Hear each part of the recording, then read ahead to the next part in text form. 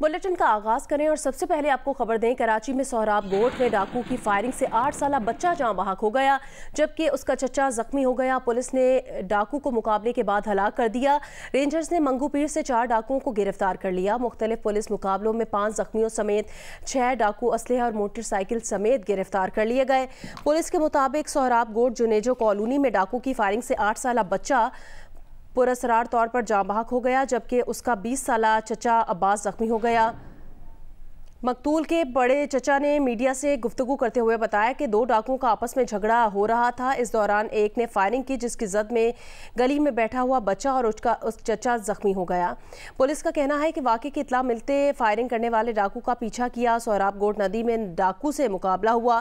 Firing के तबादले में डाकू मारा गया जिसकी शनाख्त नसरुल्ला उर्फ रोग लिवाने से हुई है और नसरुल्ला पर 10 मुकदमा दर्ज हैं। तर्जुमान सिंध रेंजर्स के मुताबिक मंगू पीर में स्नैप चेकिंग के दौरान डकैती और स्ट्रीट क्राइम की वारदातों में मुलविस 4 डाकू दानिश, अब्दुर्रहमान, अली और अली रजा को गिरफ्तार कर लिया।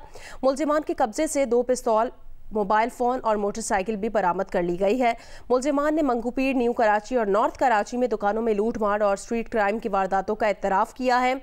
पुलिस के मुताबिक Malir cantt road, Malir cantt Mehran town, super highway, Tipu Sultan road पर मुकाबलों के नतीजे में 5 जख्मी समेत 6 डाकुओं को गिरफ्तार कर लिया।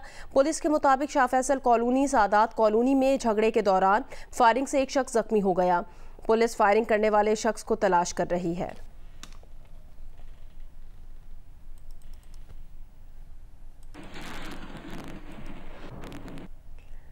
सादिकाबाद के 2 शहरियों को रुझान के इलाके में डाकुओं ने मजदूरी का झांसा देकर बुलाया और अगवा कर लिया। बाद में मुजाहमत करने पर डाकुओं ने दोनों मुखबियों को कत्ल कर दिया।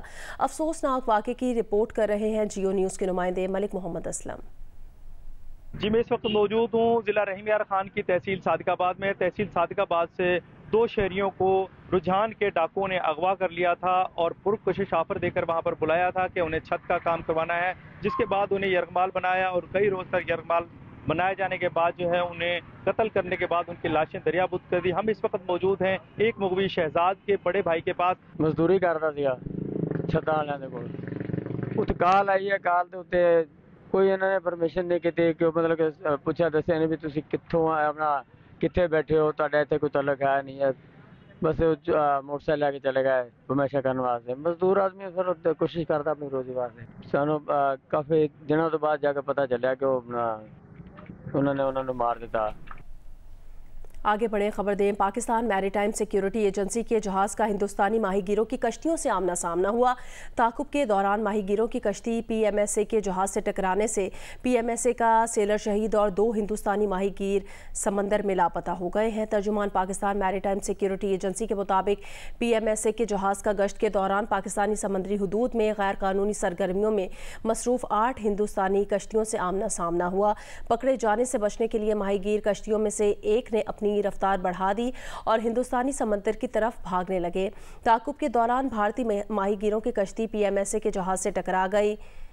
माहीगीर कश्ती उलट गई और कश्ती का अमला बोर्डिंग टीम समेत समंदर में गिर गया। PMSA के जहाज़ ने हिंदुस्तानी माहीगीरों और PMSA के एहलकारों को बचाने के लिए तेज़ी से काम शुरू किया।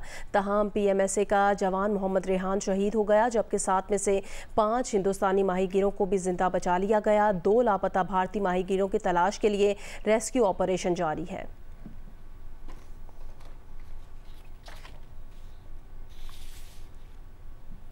मौसम से मुतालिक अपडेट करें। मुजफ्फराबाद शहर और गिरदोनवाह में तेज़ बारिश और पहाड़ों पर बर्फबारी से मौसम सर्द हो गया है। खुशाब, जेहलम और हाफिजाबाद समेत पंजाब के मुख्तलिफ हिस्सों में बारिश और चंद मकामात पर यालाबारी हुई। मरी, गलियात, रावलपिंडी, चकवाल, गुजरात और सियालकोट में भी बारिशें मुतवक्के हैं। चित्राल, दीर, स्वात, कोहिस्तान, शांगला, बुनेर, मालाकंड, एबटाबाद, मानसेहरा और हरीपुर में गरज चमक के साथ बारिश और पहाड़ों पर हल्की बर्फबारी का इम्कान है। महकमा मौसमियात का कहना है कि सिंध, बलोचिस्तान के जनूबी अजला में दिन के दर्जा हरारत में बतदरीज इजाफा हो सकता है।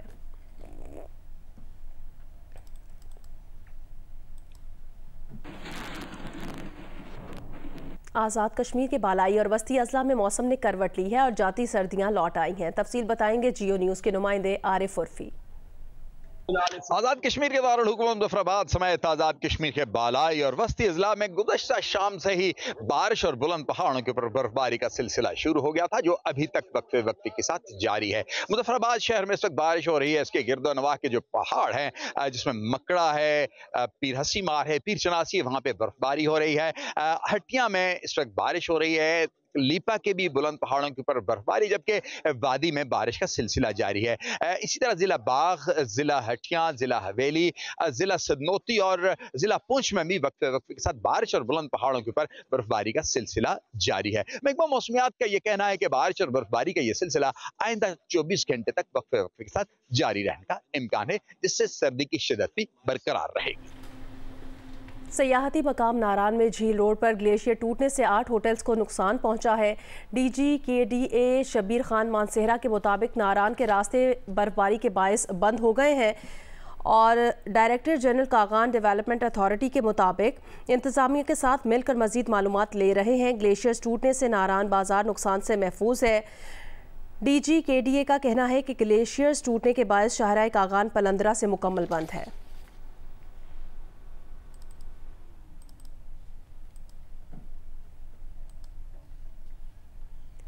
आगे बढ़े, आपको बताएं, पहले बिजली, फिर गैस और फिर बिजली की बारी। क्या करे कौम बेचारी। बिजली सारिफीन पर 967 अरब रुपए का एक और इजाफी बोझ डालने की दरखास्तें नेपरा को मौसूल हो गई हैं। दरखास्तें आइंदा माली साल के लिए 6 बिजली तकसीमकार कंपनीज ने जमा कराई हैं। दरखास्तों पर 2 अप्रैल को समाअत होगी।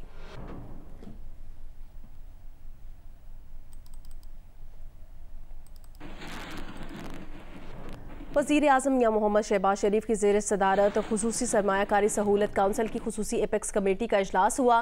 कमेटी को SIFC के सरमायाकारी, निजकारी और मुल्क की मजमूई माइक्रो इकनॉमिक इस्तेहकाम के हवाले से इक़दामात और नुमाया किरदार के हवाले से आगाह किया गया।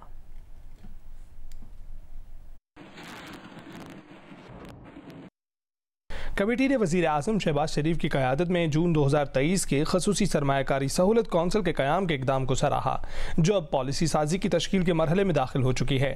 साबिक़ निगरान वज़ीर आज़म अनवारुल हक काकड़ ने वज़ीर आज़म शहबाज शरीफ, काबीना और वज़राए आला को नई जिम्मेदारियाँ संभालने पर मुबारकबाद पेश करते हुए पाकिस्तान को दरपेश इक़्तिसादी चैलेंजों से निमटने और पाकिस्तान को दुनिया की बेहतरीन मईशतों में तब्दील करने में उनके लिए नेक ख्वाहिशात का इजहार किया। IMF के साथ स्टाफ लेवल एग्रीमेंट हो गया और इंशाअल्लाह उम्मीद की जाती है कि अगले महीने जो $1 बिलियन से बड़ी जो किस्त है वो आने वाली है। बात तय है कि एक और एग्रीमेंट के बगैर हमारा गुजारा नहीं है। ये प्रोग्राम जो है, जो हमें मज़ीद एक और प्रोग्राम चाहिए, उसका दौरानिया 2 साल या 3 साल हो सकता है। उसमें हमने इस प्रोग्राम के साथ साथ डीप रूटेड स्ट्रक्चरल रिफॉर्म्स लेके आनी है।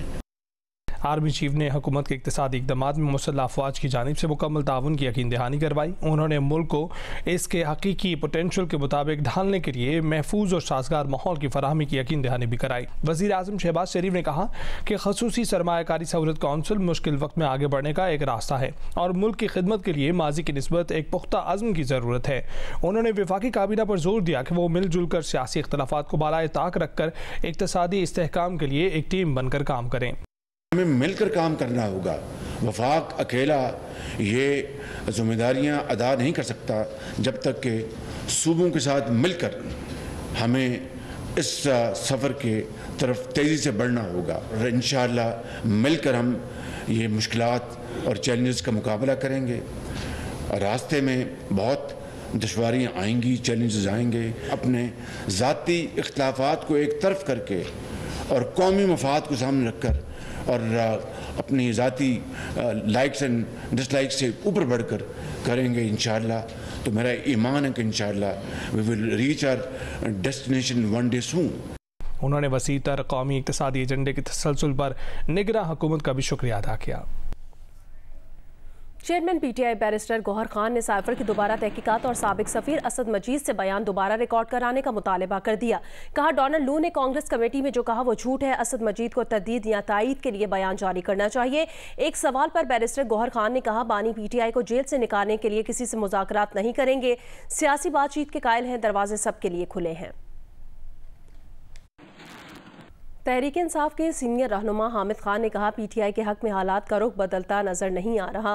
मुबैना इंतखाबी धांधली पर सुप्रीम कोर्ट को कमीशन बनाना चाहिए। जियो न्यूज़ के प्रोग्राम आज शाहजेब खानजादा के साथ में बातचीत करते हुए उन्होंने कहा, सुप्रीम कोर्ट की स्वाबदीद होगी कि कमीशन में कौन से जज रखें, लेकिन इंतखाबी ट्राइब्यूनल बनाने से लगता है धांधली का मामला रुक गया।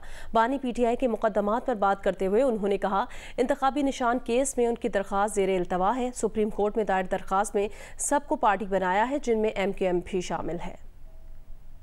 सुप्रीम कोर्ट अपने इख्तियारात के तहत भी एक जुडिशल कमीशन मुकर्रर कर सकते हैं। जिस तरह इलेक्शन में धांधली हुई है, जिस तरह इलेक्शन में रिजल्ट्स बदले गए हैं, तो ये ही खास बुनियादी वजह बनती है जिसका कि हम समझते थे कि सुप्रीम कोर्ट को सो मोटो नोटिस लेना चाहिए। सुप्रीम कोर्ट की अपनी स्वाबदीद है कि जिनको वो मुकर्रर करना चाहे ये वो समझ सकते हैं। उनको बेहतर पता है कि कौन ऐसे जजेस हैं जिनकी कोई बायस या कोई प्रेजुडिस नहीं है किसी मखसूस पॉलिटिकल पार्टी के साथ या उसके खिलाफ। और अगर चीफ जस्टिस उस कमीशन में हो तो आपको एतराज होगा? नहीं, हमें नहीं एतराज़ होगा अगर वो मुनासिब समझेंगे कि वो कमीशन को प्रिजाइड करें। एक सिंबल की हद तक बात थी। अच्छा, उस पर भी हमारे रिव्यू पिटीशन पेंडिंग है उसके खिलाफ काफ़ी दिनों की, वो भी हम तवक्को करते हैं कि जल्दी सुनी जाए। MQM को भी हमने पार्टी बनाया है, वहाँ पर भी ये शिकायत पैदा हुई हैं। इसी तरह पंजाब में शिकायत पैदा हुई है, खैबर पख्तूनख्वा में। तो जिन जिन पार्टीज के बारे में शिकायत है कि उनके हक में रिजल्ट बदले गए हैं, उनके कैंडिडेट्स के हक में बदले गए हैं और हमारे पीटीआई के कैंडिडेट्स के खिलाफ बदले गए हैं,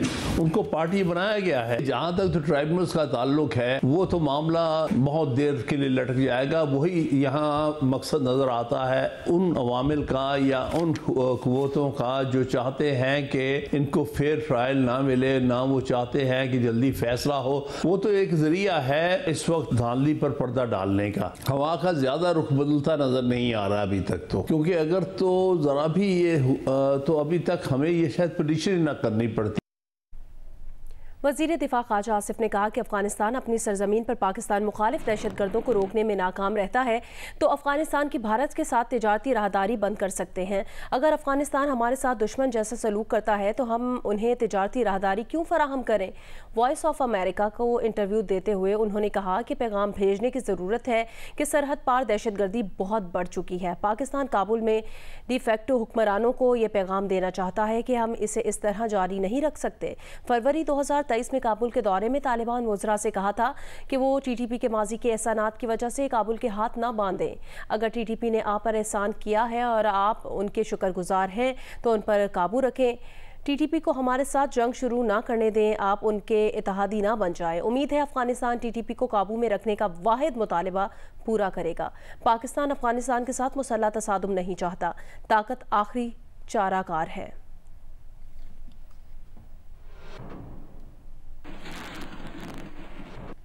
बलूचिस्तान के इलाके नसीराबाद में माह सयाम में इस्तेमाल होने वाली रोज़मर्रा की चीज़ों की कीमतों में 2 गुना इजाफे से अवाम की कुव्वत ख़रीद जवाब दे गई है। माह रमज़ान में ज़िला इंतज़ामिया की जानिब से कोई ख़ास इक़दाम भी नहीं किए गए। तफसील बताएंगे जियो न्यूज़ के नुमाइंदे आबिद बलोच।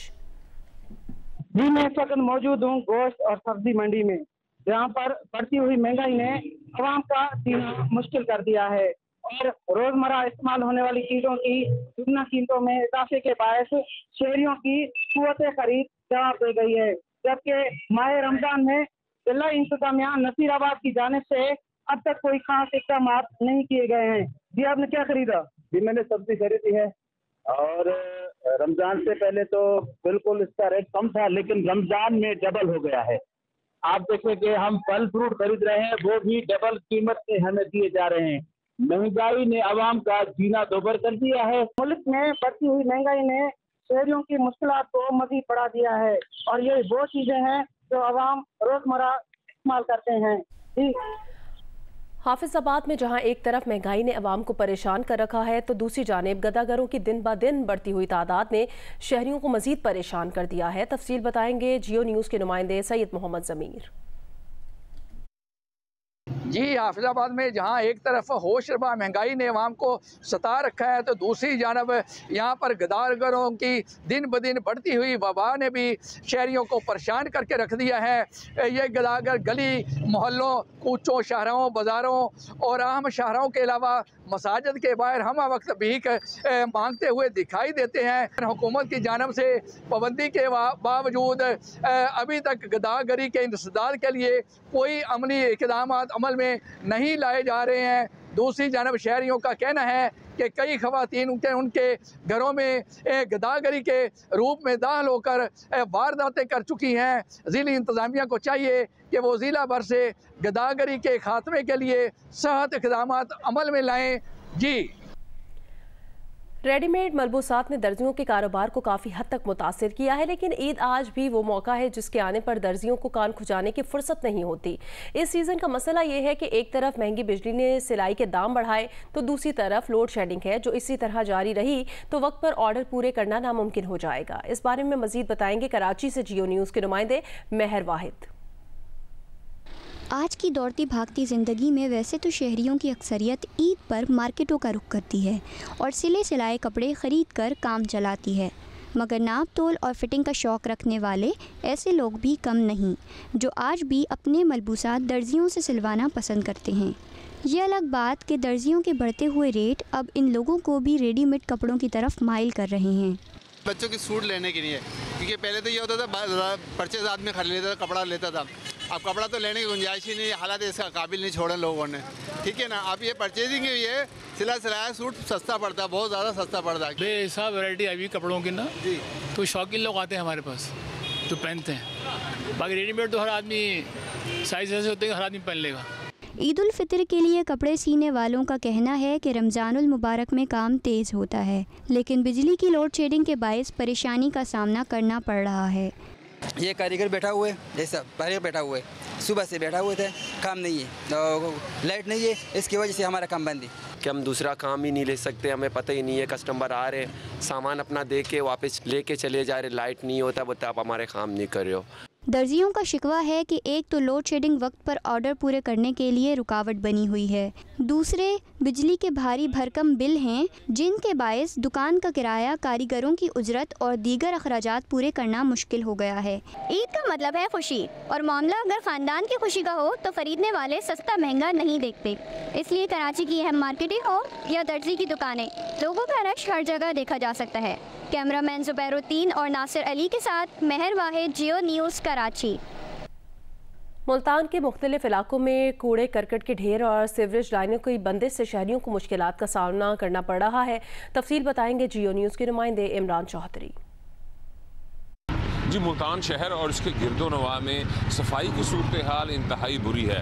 जो मुख्तलिफ शहरी इलाके हैं वहाँ पे गली महलों में कूड़ा जो है वो कई अरसे से पड़ा हुआ है। शहरियों का ये कहना है कि कई माह हो चुके हैं सैनिटरी वर्कर्स उनके इलाकों में, ख़ास तौर पर गाज़ियाबाद, रशीदाबाद, इससे मुल्का, Zakariya town, Shalimar, Nasheman colony, new Gulgasht, Saidamala bypass, इन इलाकों में सैनिटरी वर्कर्स कई माह से नहीं आए। इस वजह से गली महलों में कूड़ा क्रिकेट से अब मच्छर मक्खी जो है वो जैसे ही गर्मी का आगाज़ हो चुका है, मच्छर मक्खी जन्म ले रहे हैं, जिससे मुख्तलिफ इक़साम की जो वबाई बीमारियां हैं वो भी फूट रही हैं। एक तरफ तो गली महलों से कूड़ा नहीं उठाया जा रहा, दूसरा गली महलों में जो है वो सीवरेज का सिस्टम भी जो है बेशतर इलाकों में नाकारा हो चुका है। वहाँ पर पानी खड़ा हुआ है। रमज़ान शरीफ में लोगों को सहरी के औकात में, अफ्तारी के वक़्त और नमाज़ों के औकात में जब अपने घर से निकल कर मसाजिद तक जाना पड़ता है तो उनको उस गंदे पानी से गुजर कर जाना पड़ता है, जिससे उनको बहुत ज़्यादा परेशानी का सामना करना पड़ता है। उनका शहरियों का ये कहना है, एक तरफ तो सुथरा पंजाब सफाई मुहिम का ऐलान किया गया है, लेकिन इस मुहिम के बावजूद मुल्तान में जो सफाई की सूरत हाल है वो इंतहाई नाकस है। जी, लाहौर में हर तरफ खुशबू बिखेरते रंग बिरंगे फूल दिल फरेब मंजर पेश कर रहे हैं। मुख्तलिफ सड़कों की ग्रीन बेल्ट्स फूलों से सजी हुई हैं। साथ ही शहर के वस्त से गुजरने वाली नहर नीले, पीले, जामनी और लाल रंग के फूलों से सजी नजर आ रही है। रिपोर्ट करेंगे सुहेल इमरान। बाहर का मौसम अपने जोबन पर है। इस वक्त लाहौर में हर तरफ बाहर के रंग बिखरे हैं। बाहर का मौसम हो और लाहौर में फूलों की खुशबू न बिखरे, ऐसा मुमकिन नहीं। लाहौर के हुस्न को चार चांद लगाने वाली नहर भी मौसम बाहर को खुश आमदीद कह रही है। नहर में कश्तियों पर फूलों को सजाया गया है जो दिलकश मंजर पेश कर रहे हैं। ये नहर हर आने जाने वाले के लिए मरकज़े निगाह बनी हुई है।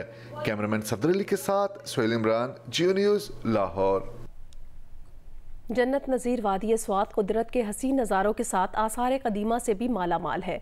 ओडी कराम की 1000 साल पुरानी सुल्तान महमूद गजनवी मस्जिद भी इनमें से एक है। स्वात से रिपोर्ट करेंगे महबूब अली। स्वात के इलाके ओडीग्राम में सुल्तान महमूदी गजनवी दौर की तामीर करदा मस्जिद 1048 से 1049 ईस्वी के दरमियान तामीर की गई थी। 11वीं सदी के दौरान महमूदी गजनवी ने यहाँ मस्जिद तामीर करवाई। अजीम तारीख़ी जगह है, तो इसको देखने के लिए हर शख्स जो चाहता है कि इस जगह पे आप आ जाइए और ये जगह आप देखने के काबिल है। राजागीरा के जो फोर्ट है ओडीग्राम में, इस पर कब्ज़ा किया तो उन्होंने वहाँ पे एक छोटी सी मस्जिद तामीर कराई। तो ये तकरीबन आज से 1000 साल पुरानी मस्जिद है और सब कॉन्टिनेंट का तीसरा पुराना मस्जिद है। 1985 में इटालियन आर्कियोलॉजिकल मिशन ने मस्जिद को दरियाफ्त किया जो कदीम इस्लामी फ़न तामीर की अक्कासी करती है। मस्जिद में 30 फुट चौड़ी दीवार, तलबा के कमरे, कब्रिस्तान और शहर में एक तालाब भी मौजूद है। पूरी दुनिया में कदीम तरीन मस्जिदों में से एक है और चूँकि पाकिस्तान की दूसरी कदीम तरीन मस्जिद है तो इसलिए यहाँ पे बहुत ज़्यादा लोग आना चाहते हैं, लोग आते भी हैं, यहाँ पे नमाज भी पढ़ते हैं और ये अभी तक लोग इसमें अपनी इबादत करते हैं। 2011 में इटालियन मिशन ने मस्जिद की तज़ीन और आराइश का काम शुरू किया। बुसीदा दीवारें, रास्ते और वज़ूखाने तामीर किए गए और इसको चारों तरफ से महफूज किया गया। पहाड़ों के दामन में वाक़े इस तारीख़ी मस्जिद को आम लोगों के लिए खोल दिया गया है जिसको देखने के लिए लोग दूर दूर से आते हैं। कैमरामैन मोहम्मद ज़ुबैर खान के साथ महबूब अली, जियो न्यूज़, स्वात।